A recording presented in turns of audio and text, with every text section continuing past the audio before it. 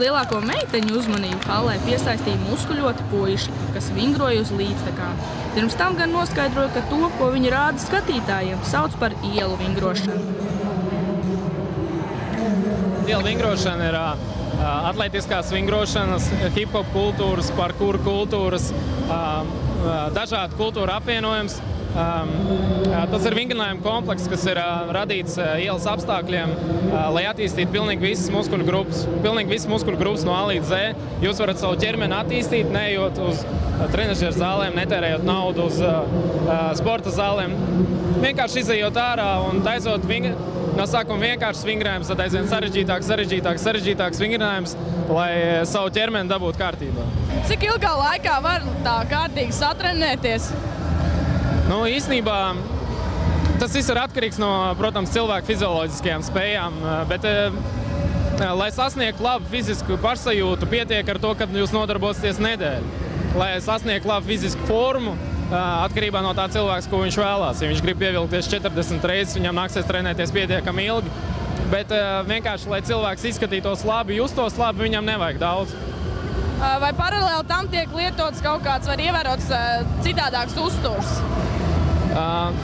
Mēs esam par veselīgu dzīvesveidu, mēs esam pret narkotikām, mēs esam pret alkoholu, mēs esam par to, lai jaunieši nāktu un trenētos. Un mēs gribam ar savu kustību arī, teiksim, lai jaunieši aizdomājas par veselīgu dzīvesveidu. Un veselīgs uzturs ir viena no veselīgas dzīvesveida sastāvdaļām. Līdz ar to arī, protams, ikdienā būtu labi, protams, veselīgi ēst un uzturēt sev formā, lai būtu iespējams, teiksim, lai trenēties un darīt to visu. Vai tas notiek individuāli vai jeb arī kādās grupās?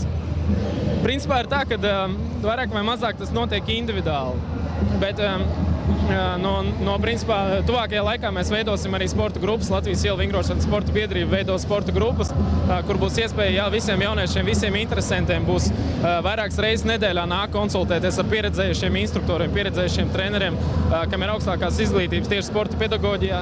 Līdz ar to arī mēs, teiksim, nodrošināsim to procesu, lai jaunietis atnākot, viņš neko nesabeidz, nesabojā sev. Lai viņam rodās pareizs priekšstats, kā pareizi sākt veidot, būvēt savu ķermeni. Un lai rastu viņiem vienkārši to iespēju, teiksim, attīstīties tieši ielu vingrošanā.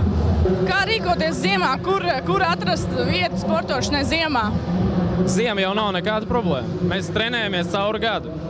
Nav jau slikti laikapstākļi, vienkārši nepiemērots apģērbs. Ir iespējams lietot termoveļu, ir iespējams lietot jakas, kurām nepūš cauri vējš.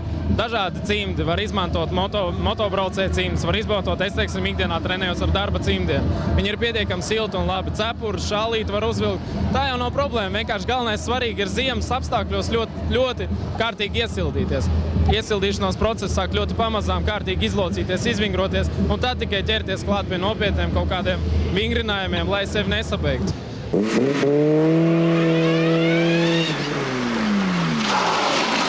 Man dažas skrūves kļuva vaļīgas.